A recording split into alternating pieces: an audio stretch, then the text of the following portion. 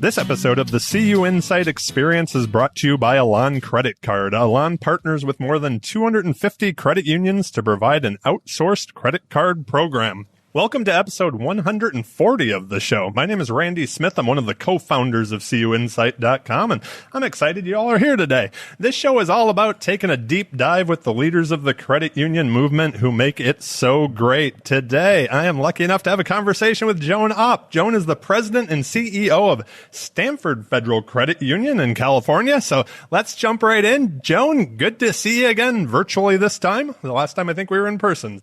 It's great to see you too, and thank you for having me.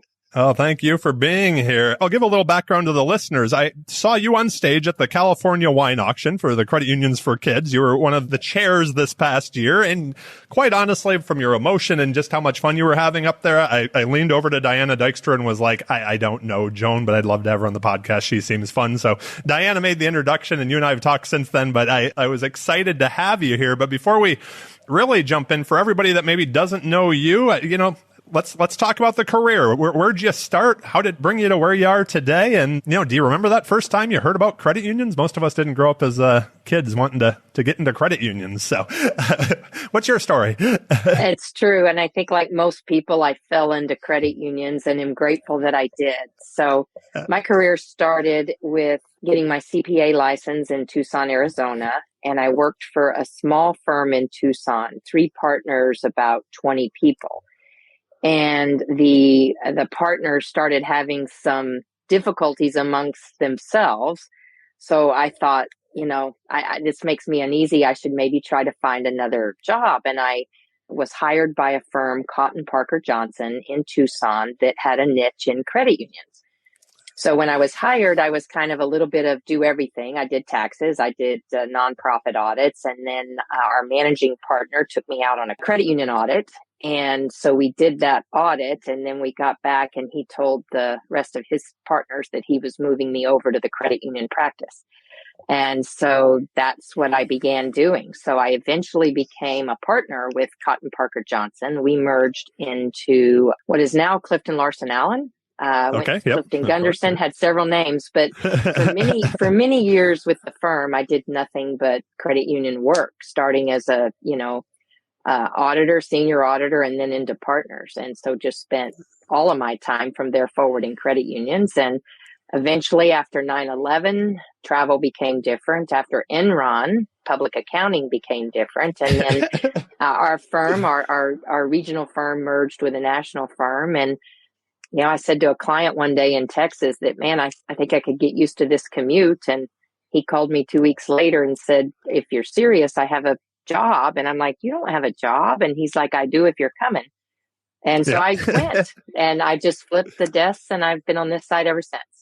Oh, that's amazing. So let's talk a little bit about credit unions. What has you most excited for our movement right now? And, I'd love to hear what you and your team are working on. And, I always like to add this question at the end of this. Is there something that you think all credit unions should be thinking about at the current moment? Digital. So first of all, there's lots of exciting things going on in credit unions. I mean, I think it's up to us to keep it exciting, first of all. So I would have said even 5 years ago that there was lots of exciting things going on. But right now, I think everybody should be focused on a digital experience. Right. So particularly Stanford, we serve a young, educated consumer base, right, that embraces technology. We're also in the heart of Silicon Valley, where there's a lot of fintech startups. There's a lot of mature, technology, and our members just expect us to, compete in that landscape. And so, we kind of don't have a choice but to be focused on digital. That's a really interesting, I think you probably have a very interesting perspective on that because, I believe at this point also with you that, digital, every credit union needs to be focused there. And right now it's kind of become table stakes, as far as what your members expect. But I would think within your community, in, your member base, that probably became table stakes quite some time ago. I would think of them as being, like you said, you're near Silicon Valley. You have a highly educated member base. Any, tips, hacks for people that are maybe the credit unions that are a little bit, maybe not as, maybe they weren't pushed as hard as probably yours was, over the, to be an early adopter? So there's a couple things I would say that actually might surprise somebody. I don't know. But first of all, I think it doesn't have to be some unique new thing that we need to do. We need to be quick and easy with the stuff we do every day. Opening a CD, transferring money, getting a loan, right? I think the actual functionality of technology that is fun and cool, like a Venmo, like a lending tree, right? I mean, really what they're doing is taking traditional financial services, but they're removing speed bumps. And so we don't have to be hugely creative, I don't think, but we do have to be easy to use, because if we make it too hard, the consumer's going to go somewhere else. So I would say the technology's almost the easier to recognize challenge, right? Like, so make the user interface easier, make the flow easier. That's easy to grasp and to say, okay, put these things on a to-do list. What I think is harder to grasp is the way we do business, right? Because traditionally we tend to put speed bumps in the process, in the underwriting, right? Let me have this. I need that, because we're overly compliant. But yet the fintechs have found a way to deliver the services without all those checks and balances. And so we've got to use data. We've got to use, I guess, updated ways of thinking to do some of these same things, right? And I think that's the harder part, because traditionally we underwrite a loan, and we know how to underwrite a loan, and we want to underwrite that loan like we always have. But if Happy Money can give it to you in 30 seconds, right? Right. How do we do it as quick, right? Without all well, send me this, send me that, let me look at it, I'll get back to you in a day or so. Like we've just, that's the harder part, but we've got to address those things effectively, right? We can't throw risk out the window, but I think that's the harder part. We spend a lot of time talking about those kinds of things. When you and your team are sitting there and you're having these conversations, to me, I guess I'll ask you this maybe a couple different ways, or I'm not even sure if I know the way I'm asking this right now, but is this something that you're looking for in people that can maybe think forward or think about how to remove roadblocks? Or is that people that you've, brought on to your team or helped form that leadership team? Or how do you get the people maybe who've been in the movement for a long time and like the roadblocks, or maybe like to move a little slower? How do you bring them on board up to speed with today's current environment, right? I think that is very, very hard. It's a very hard thing to do. But we have some long tenured people that have a lot of value, right? But we do, so a couple things. One is every time we hire somebody, and we try to hire people with different experiences that they can bring in, we ask them to use their eyes, speak up. Don't just learn the process that we give you. Speak up if it doesn't make sense, or you think I've seen it somewhere different. We've also started asking our team to go experience these other products. Go open an account. Go run a car loan. Go and see what the process was like, and then what was good, what wasn't good, and bring it back. Because I think sometimes that's the only way you can think about it differently, is to visibly see it. That makes a lot of sense. I'd like to kind of circle back just for a minute on the wine to where we met at California Wine Auction. Why is it important for you, the more I've gotten to know you and did a little homework for the show, to be involved in the system beyond the four walls of your credit union? I've noticed that you've put yourself out there over the years. So I think for me, I like people. I've always liked people. I think it's the one thing I miss about public accounting is I was in and out of different shops every week, and it was people and constantly catching up with the cycles. And that's probably the only thing I miss about public accounting, but I do. And so I've always liked the people, and I value the networking and the collaboration in our particular system. I think it's something credit unions do very well that most industries don't. I've hired people with banking backgrounds, and they're like, you can never call another bank, even community bank, forget the big ones, but even a community bank, you can't call them and say, hey, listen, how did you do X? And have somebody openly share with you like we do, right? And I think we should do, right? We don't compete against each other as near as much as we do against the Wells and the Chase and the, the Absolutely. lending trees, right? Certainly there's some overlap, but that collaboration and the rewards that come from building a network and having the interaction with people energizes me. So I personally really enjoy that part of my job. Okay, so let's talk about your network a little bit. I know that's something that I couldn't agree with you more on, that I think credit unions are, like you said, you worked outside of credit unions in the beginning of your career. I was outside of credit unions before, as well. And I think it's something so unique about how willing we all are to share, how cooperative we are, right, with each other. And it's a beautiful thing. And it's what I think really does suck us all in. As far as that network goes and building that network for somebody out there, maybe who's newer in their career, is there something that you would recommend or maybe not even newer in their career, but maybe new to credit unions, coming in from like the banks, that you would recommend to somebody to get their feet wet, in credit unions and in this movement that you and I love so much? I absolutely would. And I mean, with my team and with their teams, we strongly encourage, there are so many opportunities in our system to go network, right? So whether you're a marketer, a lender, a tech person, an accounting person, right? The CUNA's got the councils, CUES has programs, NAFQ has programs. There are so many programs. The leagues have programs, right? And so you'll see people go and not talk to a soul. And, maybe they traveled with a partner and they go back and they have dinner and they attend the classes. I would say the classes are the byproduct of most of these meetings. It's the networking and it's the collaboration. So I tell my team, go, but when you go, force yourself to meet somebody new. Sit at a table where you don't know anybody, introduce yourself. Go to the reception and have a conversation. So the industry provides a significant amount of opportunities. So then it's just up to you to seize it in the right manner. And I'll tell you, man, I have a board member who is the best networker I've ever met.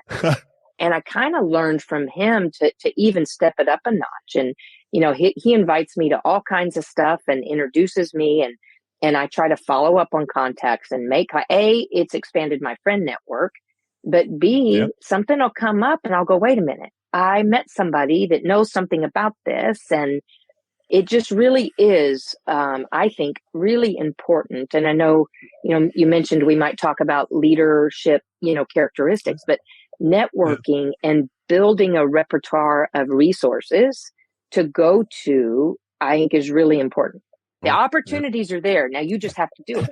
It's one of those interesting things, being in the space that we're in and CUInsight as a digital company. The one thing I've always said that you can't recreate yet digitally is this idea of, like what you said, it's outside the classes, it's in the hallways, it's at the reception, it's at the hotel bar afterwards, where you make the actual connections and have those real conversations. It's such a beautiful thing in our space. The other thing that I've noticed over the years is exactly what you said as well, where some people will come to these events and they'll go stand in the corner and they're not talking to anybody, and then you don't see them and you're like, what are you doing? And you're missing this amazing opportunity. Everybody wants to talk to you. So I'd like to kind of move just to that spot that you were talking about. Often when we talk, I feel like so often everybody's talking about culture, but so I've kind of wanted to walk it back a little bit. And it is that idea of, like, when you're hiring, when you're looking for people on your senior leadership team, is there something that you're looking for? Is it that networking ability? And is there that, I love the flip side of this, and it actually came from a CUInsight interview where somebody said something. I'm like, oh no, you'll never work here. I'm like, holy smokes, you can't say that. But I guess that would be, is there anything also that turns you like off in the interview where you're like, yeah, you're not a good fit for us? So for me, I think particularly at a leadership team level, but I think a few of these things would go all the way down. I mean, from a leadership level, I want people that are engaged, hardworking, and 100% ethical. Like, there's never any question about integrity and ethics, right? We don't spin things. We don't shadow things. I expect my board to support me, whether we hit 100 or whether we hit 50, because Right. We don't live in a unicorn world. There's challenges sometimes, right? But if I was a board member, I would expect full transparency, right? And that's what I expect, right? So I can deal with failure, I can deal with problems, but don't pretend we don't have a problem if we do. Right. So getting down to the two things that are a no-go for me, which sometimes are hard to get in an interview, but it's laziness, right? Like I just like the title and the chair, but somebody else do all the work. Yeah. Or this, well, let me try to not fully say what's going on, but tell her enough where I'm not lying. That drives me crazy. My staff knows that. They will come. The person who's worked with me longest, our chief lending officer, he'll come to my door and he'll just say, "You're not going to like this." And I'm like, "All right, Yeah. now I'm set. I'm ready. Let's go." Right. And then he'll tell me, and then what are we going to do? Right. And he tells me plenty of times, "You're going to love this," but he just knows, okay, I'm going to put it out there. Right. I'm not going to go try to fix it real quick. And then, so I think full transparency is very important. Smart people who make good decisions is the last thing I'd say. The higher up you go, the more important it is to make good decisions. And that requires work, right? You have to understand what you're making a decision about. You have to get adequate information. You don't have to do it yourself, but you have to have adequate information to make a good decision. If you try to shortcut it, you're going to make more bad decisions than you should. And so I don't like shortcuts. I've told my board down the road, when you replace me, ethics, good decision making, engaged, hardworking. So let me ask you this now. Obviously that directness is something that you expect from your team, or that straightforwardness, I guess is the word. How do you give feedback? Because I'm sure over time people have disappointed you, or, there's been a less than perfect outcome. How do you give, where somebody's made that mistake? Because I loved what you said earlier in your answer, where you said, like, you're okay with people making mistakes. So how do you give that feedback and create that environment where people can come back from mistakes, I guess? I tend to be pretty direct, right? I think people would tell you, Joan's going to be pretty direct. I like blackjack.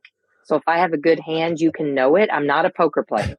Right. So okay. I tend to be, if I have a good hand, I want everybody to know it. Right. So I tend to be pretty transparent, but I am a people person. And I think I try to do so respectfully with somebody's feelings in mind. Failure to course correct is, so here's what I tell people, because nobody wants to have that hard conversation, right? That's the hardest part about being a manager. However, nobody wins when you don't, because if you're not performing, initially it's your non-performance. Eventually it becomes my non-performance.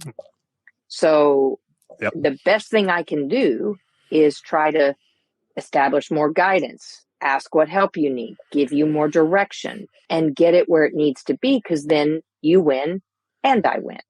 Right. And, one of the most rewarding things, and I've supervised people for 25 years or more. One of the more rewarding things is when you have one of those situations and you get it to not only a good performance, but a strong performance. And that feels good. It doesn't always work that way. And the thing I've learned about when it doesn't work that way, first of all, it is by far the hardest things to address something that isn't going to be resolved, like that you've just got to make a break. It's excruciatingly hard. I tend to lose sleep. I over prepare. I try to make, notes because it's tough. However, I've learned over the years that it actually is good for all sides, because nobody's good in that kind of situation. Mental health wise, family balance wise, right? There's always another path. And sometimes you just have to recognize that this one's not good. And that way everybody gets on a better path sooner versus later. So that's kind of the way I look at it. That to me is one of the toughest things to do. I mean, maybe something that over my career I've struggled with more than anything is that changing the path, and not trying to fix the path, just thinking that, oh, wait, let's try one more thing. Have you always been good at that? Or any tips for maybe, let's just say that maybe it's a newer manager or a new CEO. How do you make sure you're doing that course correction in a timely manner? I think I've probably always been better than most. And maybe it Okay. could. This is what I'm told anyway from Yeah. several places that I've been.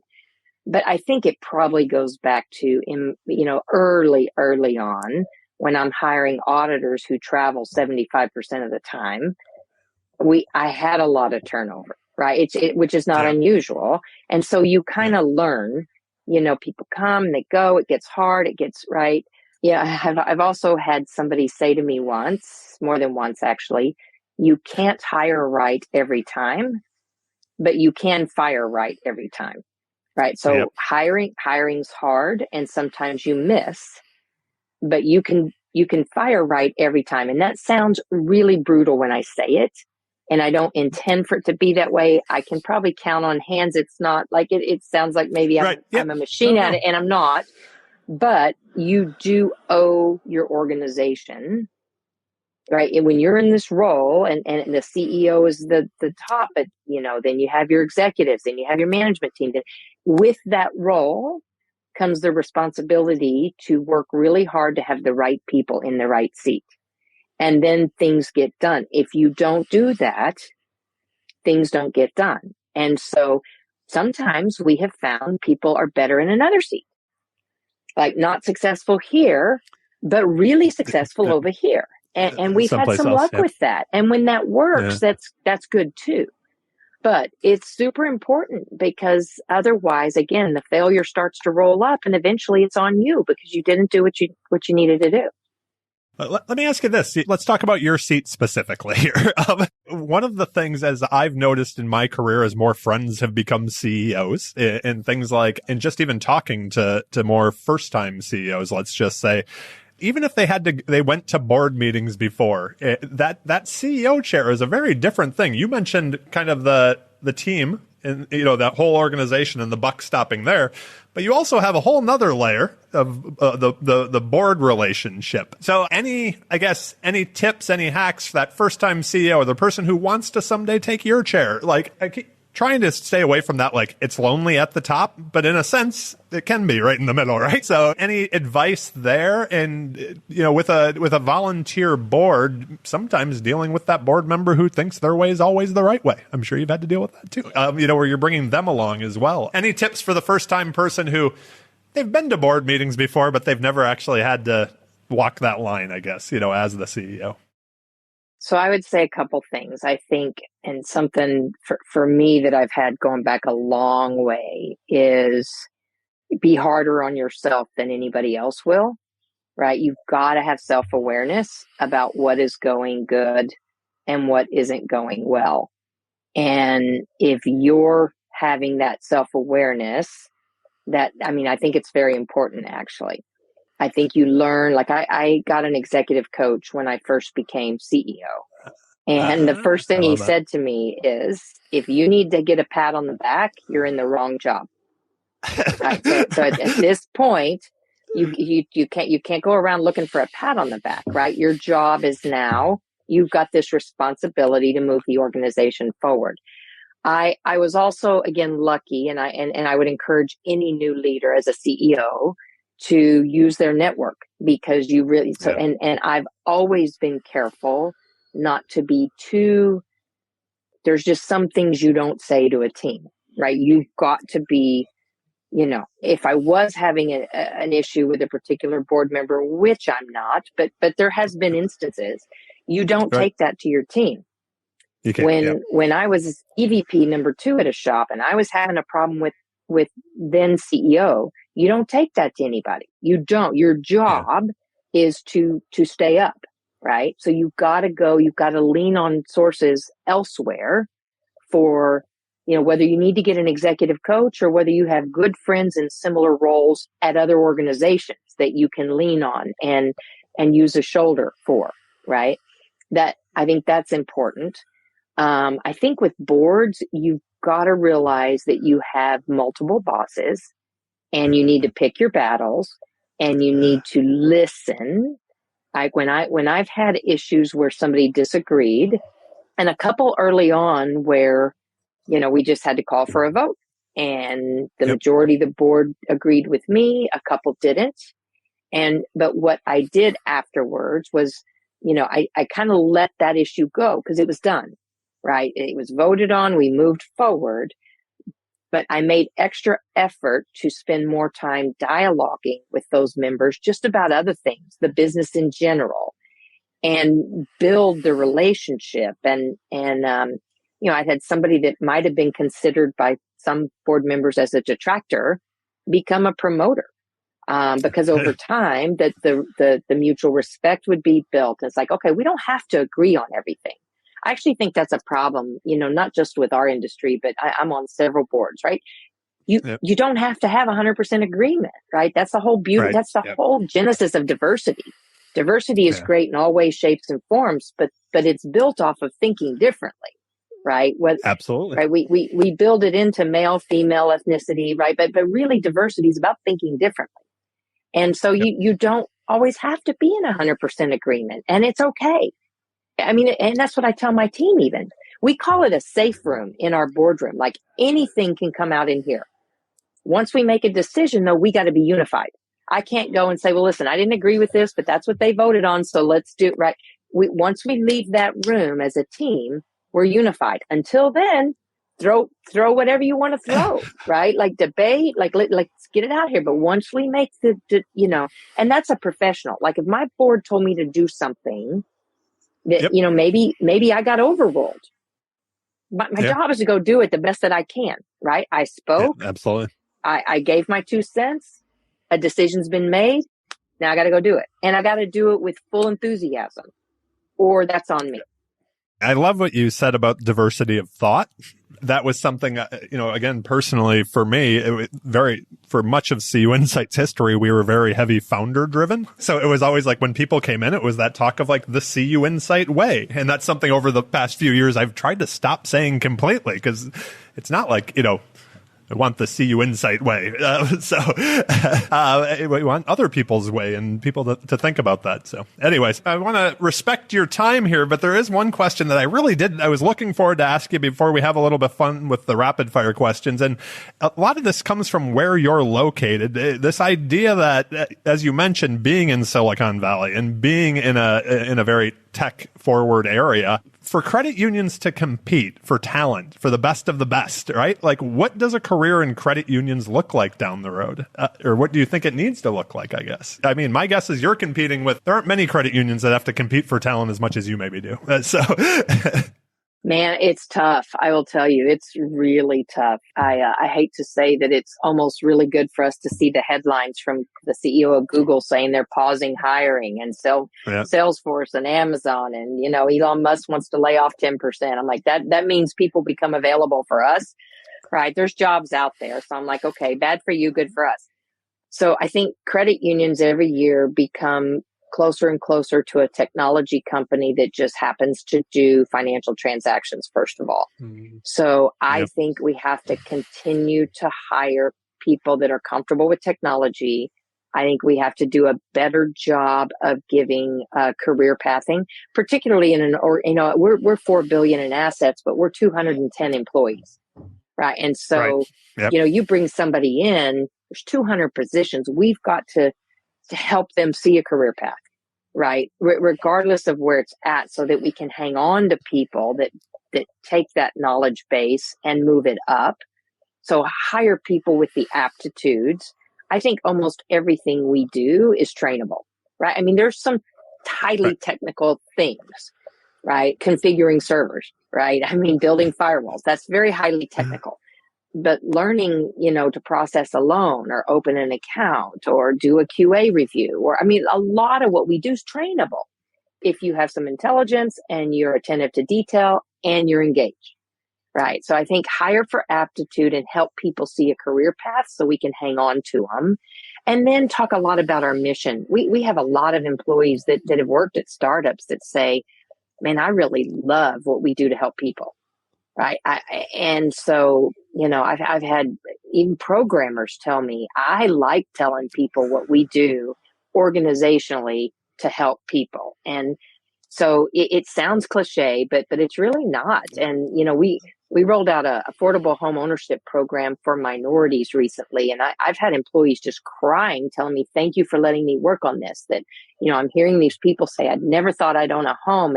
And you letting me work on it has been just the most rewarding thing.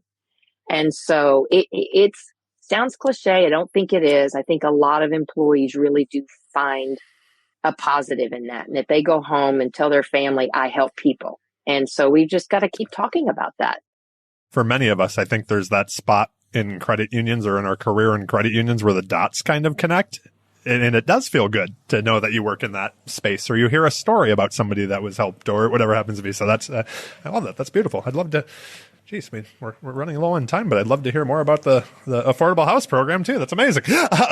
So if there's stuff out there, maybe I should write a community article on it or something. This is fantastic. Like I said, I do want to be respectful of your time. Just a few more questions. The one that I'm kind of circling back to it, even though I feel like it's something that we've been talking about quite a bit, but I think it's just such an important part of this conversation is I think in credit unions, we hear all too often, well, that's the way we've always done it. When you were talking about like the speed bumps earlier and things of that nature, how as not only an organization, but as a movement, do we kind of, push that forward and get out of maybe our own way sometimes with that's the way we've always done it mentality? I think it's the hardest thing. I really, really do. I mean, I think the bigger question is how do you get other people out of that mindset? We've had themes over the years. We've done kill the snake, right? Like if you see a snake, you just kill it. You don't call a meeting. You don't do a bunch of research. You just kill it. Like, so we did a kill the snake year. We did a bright ideas year. We did a simple wins year. But it is still extremely hard. People are very entrenched into how they were shown to do something. It's one of the things going back to really where I learned the business when I was in public. One of the first things our managing partner did when I went to the credit union side was he put me on internal control work, like go meet with the departments about what they do. And I loved that kind of stuff, right? So then that became all I did. Like very quickly, it was like, you're not doing work papers. You're just going to walk around this whole organization. And when we leave on Friday, we're given value. And I would go, well, I met with this department. It seems to me this, and this. And I'd have CEOs say, you know this business better than I do. And I work here. But what I learned was it's because my eyes were new. So then I started getting hired to come in and consult to people about process improvement. So I would go in places and spend a few days. And then I'd pull everybody in and say, okay, it seems to me that you do this and you do this and you do this, but couldn't we just go from here to here and cut this out? And everybody go, yeah, like we could do that. Yeah, but it's just getting, and it's hard. It's very, very hard to do. The different set of eyes can be a very good thing, right? And even internally in the organization. So, all right. I'd like to wrap this up with some fun. It wouldn't be the CUInsight experience without some rapid fire questions. The questions are rapid, but your answers don't have to be. So you're not on a clock here. But has there been a time recently that you were just amazed by something that you can think of? This may be where we find out I'm boring. I don't know. But, amazed to me is a high bar. I think probably it may go back to that wine auction dinner in March. And I will tell you, our miracle child just blew me away. Really blew me away. That was amazing. I will say that. Yeah. She was pretty impressive, I think. So that was a wow moment for me. Yeah, absolutely. So this is one of these things, and you've talked about leading an organization and being at the top there, that in conversations, often like being that go-getter to become the CEO or to become a leader in any organization, quite honestly, can sometimes it can do wonders to personal relationships, maybe outside. Anything lived and learned on how to create some balance while you're running an organization and also have family, friends, everything else out there in the world? Any hacks that you can share?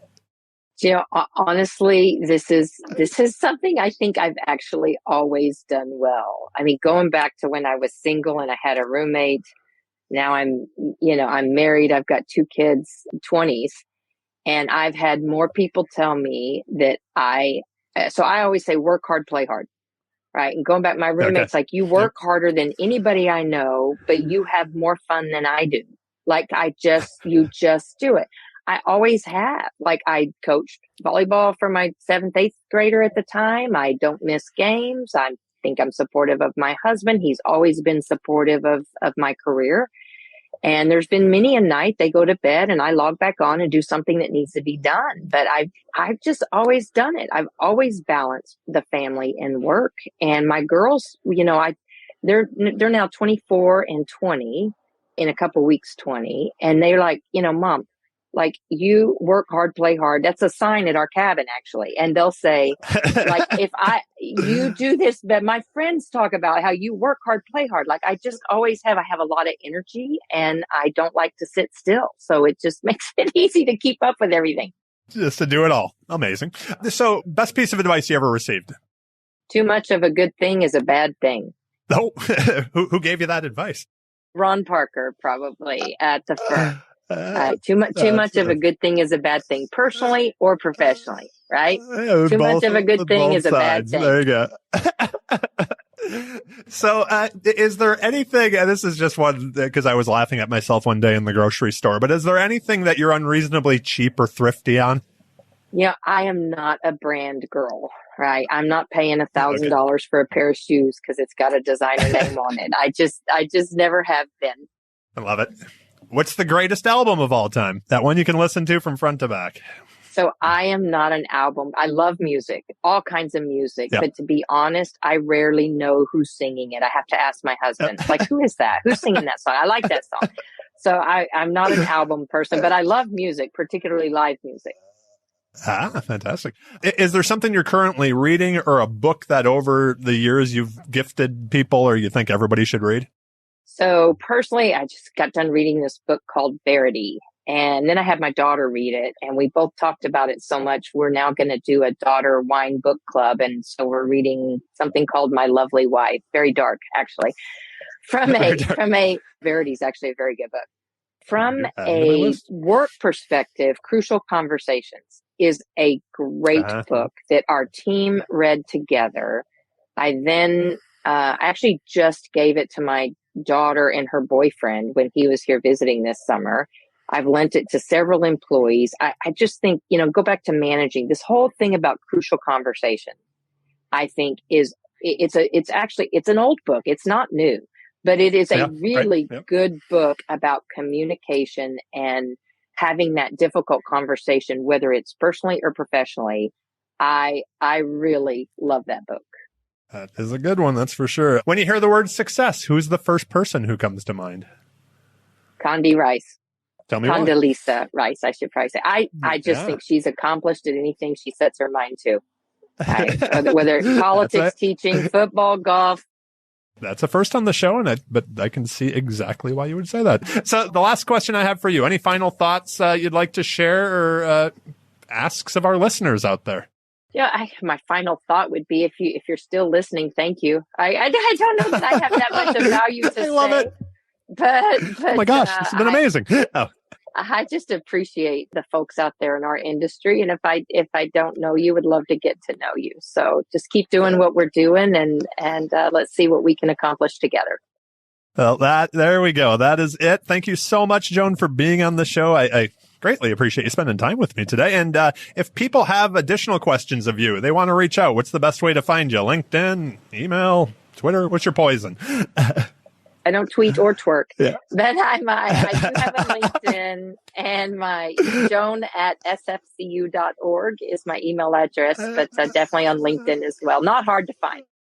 Absolutely. Well, we will link to everything in the show notes. So thank you again for being here today, my friend. Thanks for having me and making it so easy. I appreciate it. Oh, you're welcome. A few things before we go. Make sure to check out Elan credit cards in the show notes. Their digital technology, industry-leading rewards products, and commitment to credit unions makes them a great partner for the show, and I'm grateful for them for the support so I can have this much fun doing what I do.